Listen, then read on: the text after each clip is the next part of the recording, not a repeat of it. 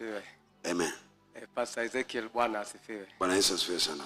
Mimi naitwa Andrew Onyango. Mimi ni mtumishi wa Mungu. Nimetoka Eldoret kwa kanisa ya New Life. Niliingia huko mwezi wa November mwaka jana. Na kabla sijaingia pale, kuna kanisa ambayo nilikuwa na nimeishi hapo mwaka mingi. Sasa wakati ambayo Mungu aliniokoa ilikuwa ni mwaka wa 2009, na mimi nilikuwa na kazi kubwa, nilikuwa nimeajiri watu. Mimi ni fundi ya kujenga nyumba kama hii ya kujenga vyuma, na hata nimefungua workshop ambayo niko hata na lathe machine ya kuchonga chuma. Kwa hivyo mimi niliokoka kama mimi ni tajiri. Watoto nimezaa mpaka wakati niliokoka. Msichana yangu ya kwanza alikuwa kwa form 4. Na wakati Mungu aliniokoa, kuna ugonjwa alikuwa nimeishi naye mwaka 22, na hii kunizuia kufanya kazi ama hata kutembea na hata kuzaa watoto. Sasa wakati Mungu alinioita, Mungu alimaliza kazi yangu yote, mpaka nikabaki kwa barabara. Nikawa mtu ambayo Mungu anatuma kwa hali ngumu, ambayo nilisikia hapa ukihubiri kuhusu gharama ya watumishi wa Mungu na hata jamii yao. Sasa wakati ilipofika mwaka wa 2022 August, Mungu amekuwa akinituma na huwa napitia majuto sana. Paka naenda na lala hata nje, kwa sababu mahali nilitumwa sijapokelewa pale. Watu wengi hawajui hiyo kazi. Sasa niliuliza Mungu, ni gharama gani inatakikana nilipe ndio uweze kurejeshea kazi na hata huduma hii ambayo umeniita niendelee naye. Mungu aliniambia hawezi kurudishia kabla sijamtolea gharama ya matoleo maalum. Nikamwambia nitatoa nini, na kazi yangu ilimaliza, hata watoto yangu wamekosa kusoma jinsi walivyosoma. Mungu akaniambia niende niuse plot yangu ambayo nilikuwa naye, nichukue shilingi 1175 nipeleke kwa kanisa. Nilipeleka hiyo kwa kanisa, na yenye imebaki nilipe naye deni ya gharama hiyo plot, maana ilikaa mwaka hiyo 16 kabla sijalipa stima na maji na mambo ingine. Sasa bili ikawa kubwa. Hiyo pesa ilikuwa ni shilingi 1720 na ikatumika yote. Sasa Mungu aliniambia mwaka jana ya kwamba wakati niliingia kwa New Life, mimi nilikuwa napita tu hapo nikiwa nimechoka na nimesikia nguvu yangu imeisha. Nikaingia kwa hiyo kanisa hiyo nipumzike. Wakati nilipata huduma ikiendelea, basi nikaomba hapo, na nilipolala usiku nikamwambia nirudi pale. Sasa mahali nilikuwa nikishiriki, niliona gari imekuja usiku ikanichukua pale, na wakati nilikuwa natoka nikatoa nguo nikawacha kwa hiyo kanisa, nikavalishwa nguo nyingine. Huyo mtu akanitoa akaniweka kule mjini.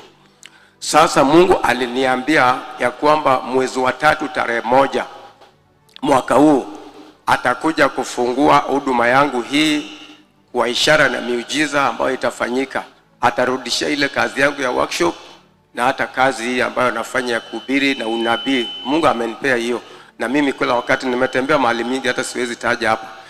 Sasa Mungu aliniambia wakati ilifika tarehe 1 mwezi wa 3 usiku saa 10 baada ya maombi, niliamuka nikashukuru Mungu, nikaimba nikitukuza Mungu kwa sababu ya ushindi ya kuweza kunitoa kwa hiyo majaribio ambayo nimekuwa mwaka 16.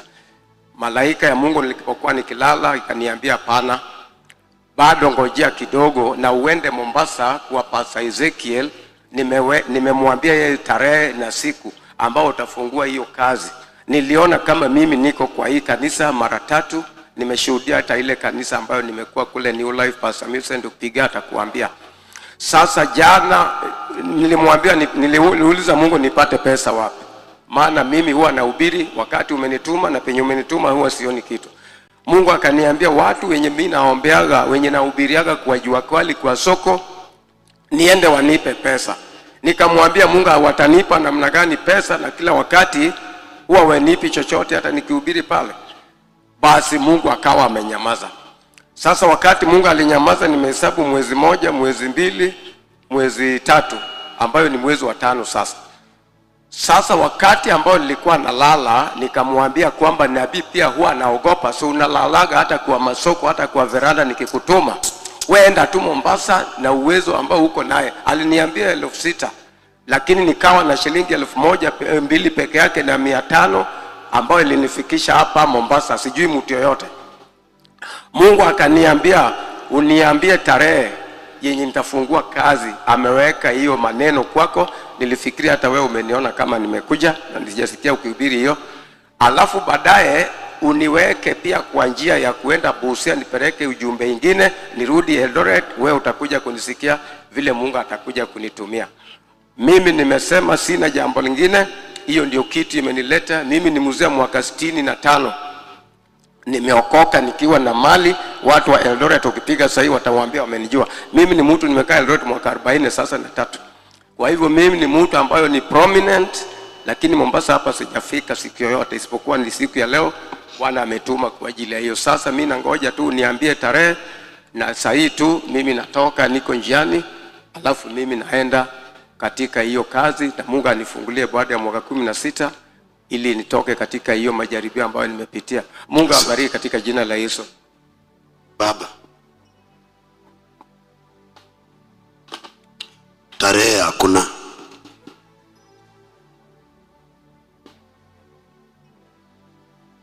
Tarehe no.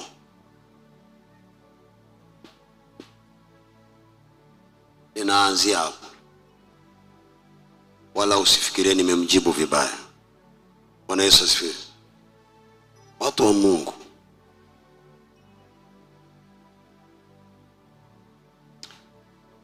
Mungu akiongea hakikisha unajua kile unasema. Mungu hawezi akakuja akufilisishe kwa mali aliyokupata nayo.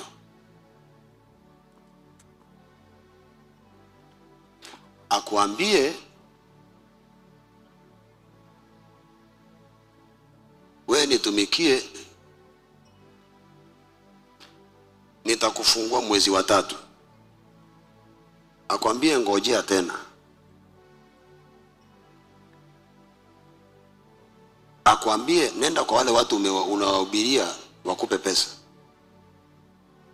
Alafu tena akwambie nenda kwa Ezekiel akupe tarehe na akutume Busia. Jamani, nawaomba msimfanye Mungu akae ni kama anakunywa uji asubuhi.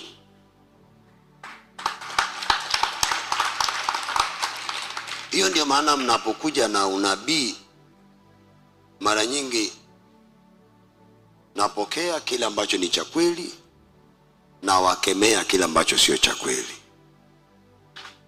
Na mnanikasirikia hapa mpaka mtandaoni. Niliwaambia Mungu ameniambia nisitumike sahi, nisiende crusade sahi, si ndio? Umesikia nikisema ninaenda crusade mwezi wa 6? Nilisema mwezi wa saa wapi? Uganda. Hata nimeambiwa leo nachelewa kufanya maandalizi. Lakini tangu mwezi wa 2 mpaka sasa sijatoa miguu yangu hapa. Maana hawezi akasema hivi tena ageuke kesho aseme sasa nilikwambia kaa hapa, sasa ni mwezi wa 4, toka nenda mahali fulani. Hapana. Mungu sio Mungu ambaye amesahau kile alichosema jana akutume kwa mtu mwingine amkumbushe. Hawezi kuambia nenda kwa washirika wakupe pesa alafu aseme nenda kwa Ezekiel akutume Busia. Tutasababisha. Unaona hawa watakataa kumtumikia Mungu. Wacha hata huyu ni afadhali yako na umri. Wewe uko na ngapi? 20.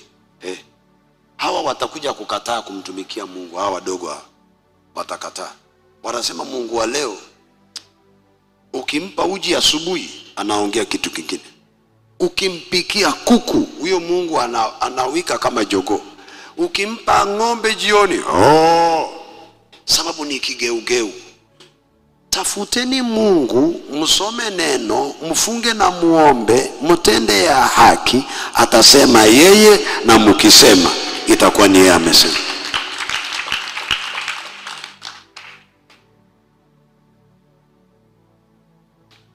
Mimi Mungu hakuniambia tarehe yake na haja nizungumzia.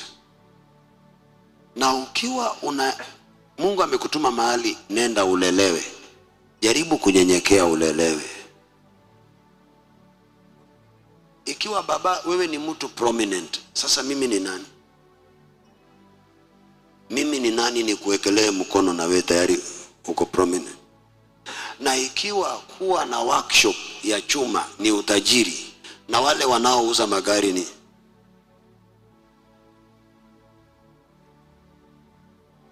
unajua, kwa muda mrefu tumekaa gizani tukitembea uchi, tunanyongana kwa giza, wengine wanakatakata wenzao kwa giza, mpaka tukafikiria vitendo vya giza ni vya haki.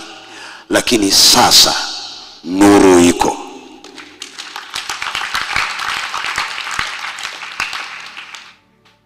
Sikilizeni watu wa Mungu.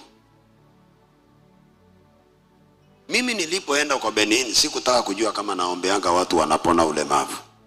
Nilienda kama mtoto. Nasikiliza.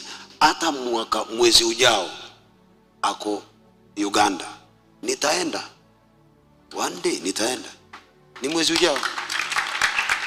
Ni this year. Si ni mwezi wa 6 najua. Nitaenda kama nani? Kama mtoto. Siwezi nikamwambia Benin mimi ni hivi na hivi. Nitasubiri Mungu ako na ujumbe gani kuhusu huyu mtoto asiyejua anakoenda na kule anakotoka katika ulimwengu wa kiroho. Na ukiwa hivyo, mafuta ya wale walioko juu itatiririka kwako. Ikiwa Joshua anaweza kunyenyekea, Mungu atamkataa Haruni na Miriam na wazee 70, atachagua Joshua.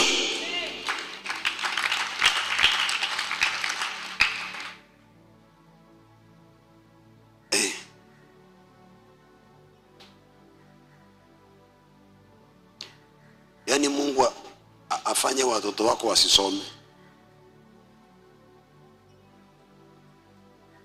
akwambie nenda utoe sacrifice fulani, atakubariki. Utoe hiyo pesa alafu hakuna, akwambie sasa nenda uombe tena wale umewahubiria, alafu akwambie wachana hao, enda kwa Ezekiel. Baba, nashukuru. Wasemaje baba? Mungu yangu sio ya kuuliza. Mimi nitalala hapa na atakuzungumzia. Mimi yangu haikuagi ya kuuliza. Ubarikiwe sana. Mungu yangu, unabii yangu ni kali sana. Mungu yangu atazungumza. Mimi nakaa hapa mpaka azungumze, na utarudishia wajibu kwamba ni yeye. Hata ukipiga simu Eldoret watakuambia wewe ni yeye. Nitalala tu hapa, nipea tu mimi nafasi nilale hapo. Usiku ukilala kwa ndoto, Mungu atakuzungumza, utalete jibu. Yangu sio ya kuuliza. Yangu sio ya kuuliza. Tena na challenge tu, tukae hapa atazungumza. Haya. Mimi siendi mahali, niko tu hapa, ndio utaprove kumbe Mungu anafanya kazi tofauti.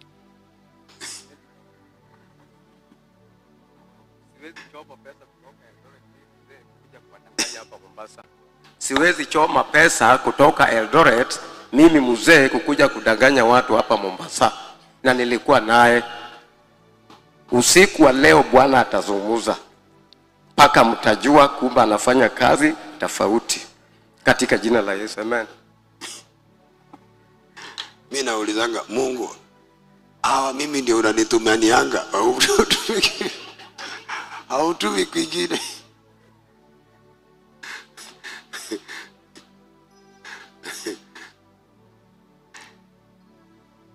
Sawa baba, haina neno. Tumesikia, tutasubiri ataongea. Wacha tuende kwa mambo mengi. Tutamsubiri.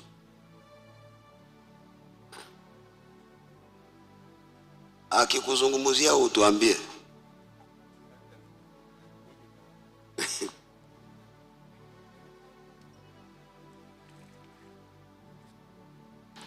Wanaongeanga mpaka watu wanashtuka.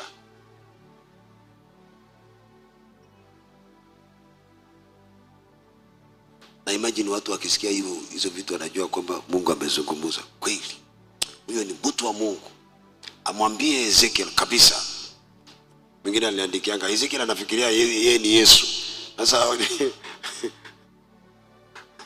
wewe sasa, mwingine ameandika kwa TikTok, yule ametumwa na Mungu, Ezekiel akakataa. Ezekiel huyo anafikirianga yeye ni Yesu.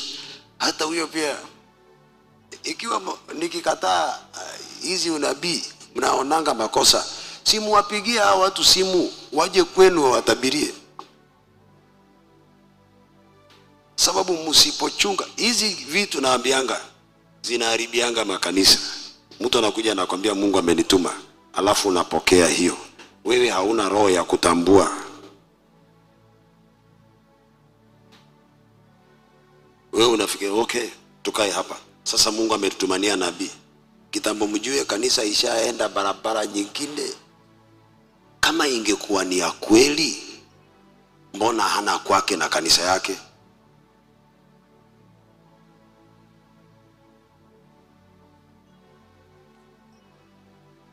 Kama yeye ni nabii wa kweli, mbona Mungu amwambie nenda kwa Ezekiel akwambie? Huyo Mungu hata ajui tarehe, ni mimi ndio najua.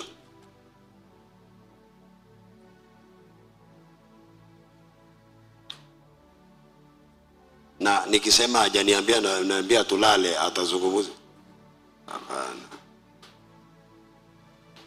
Fanyeni huduma ambayo inaweza kujenga mwili wa Yesu Kristo.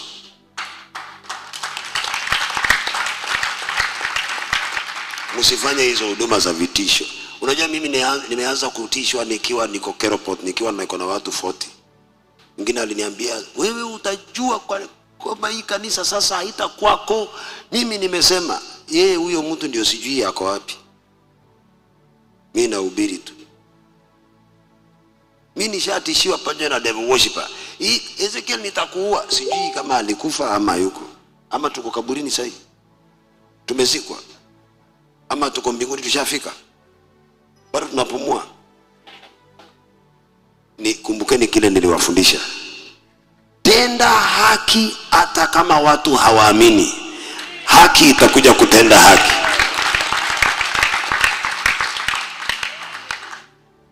Ikiwa unabii hautimii, inasongezwa kutoka mwezi wa 3 mpaka mwezi mwingine, huo unabii usiamini. Muweke kila unabii katika test. Hiyo ndio maandiko inasema.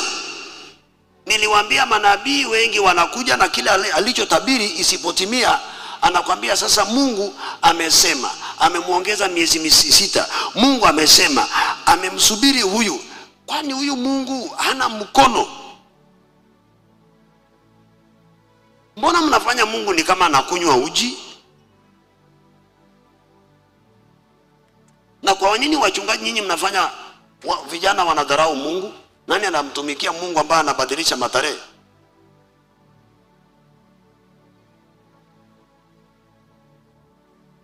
Mungu anayefilisisha wachungaji watoto wao wasisome, si ni dhuluma hiyo?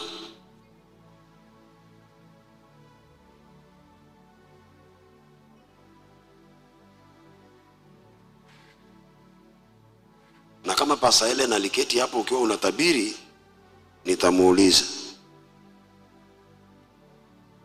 Kama Pastor Millicent aliketi hapo ukiwa unatabiri,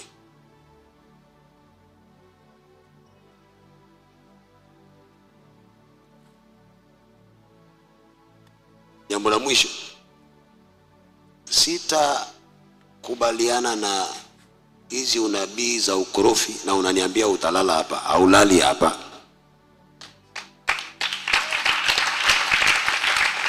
Hamwezi kutoka huko kuja kunitawala hapa. Labda hapa ni kwako au lali hapa. Heshima ni muhimu kwa madhabahu ya Mungu. Kama Mungu alikuongelesha, heshimu huyo Mungu.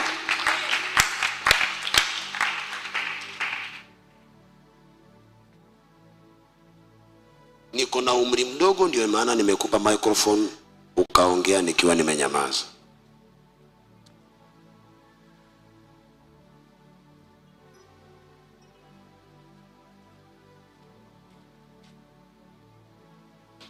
Ninafanya hivi ili wale ambao wanakaanga huko wanasubiri, nami Mungu amenituma kwake naenda. Niliwaambia siku nyingine mkija na hizi unabii nitaigeuza tu iingie kwako mara moja. Alafu utaelewa, msije mkafanya hizo vituko.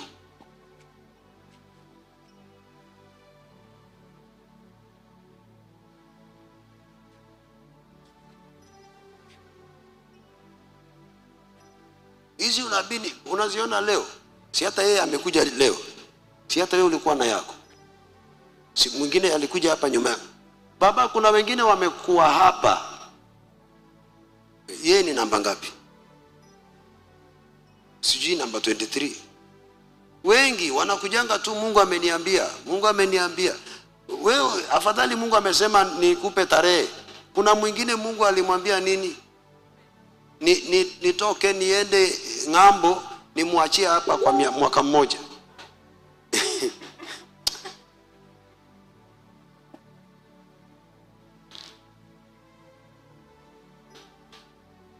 Kwa nini mkiniangalia mnaonanga mimi naamkanga na kula, nikimaliza kula nakuja na ubiri, maliza kula ati utajua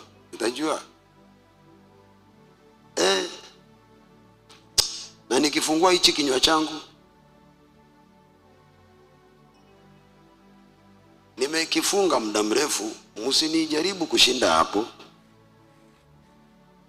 Siku moja utashtukia mtu hawezi akapita ule mlango. Hizi kansa mnaonanga watu wanapona.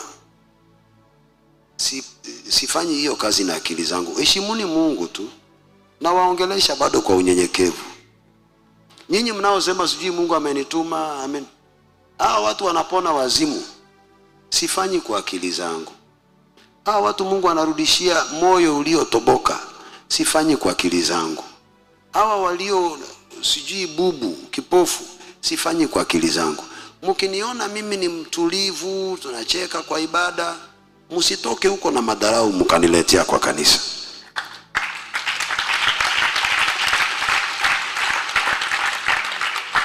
Mkaniongelesha vile mnavyotaka, sababu naonanga mimi naongea, nacheka, nakupa microphone. Msije mkanidharau hivyo. Huwa nakasirika pia.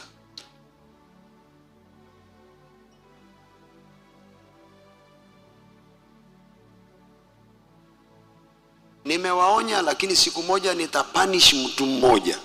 Hamtawahi kuja na hizo unabii hapo.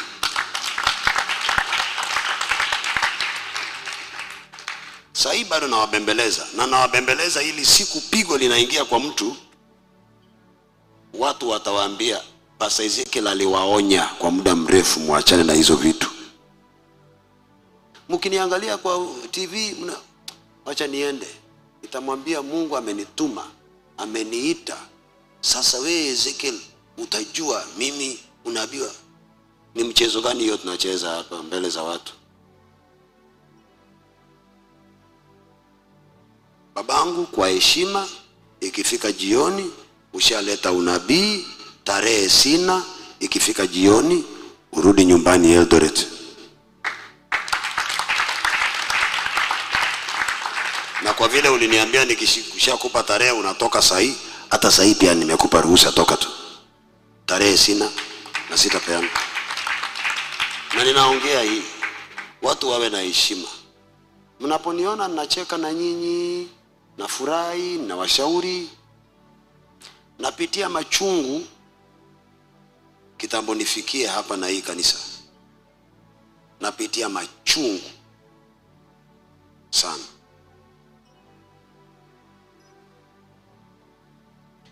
Machungu sana. Kwa hivyo msinisukume zaidi ya hapo.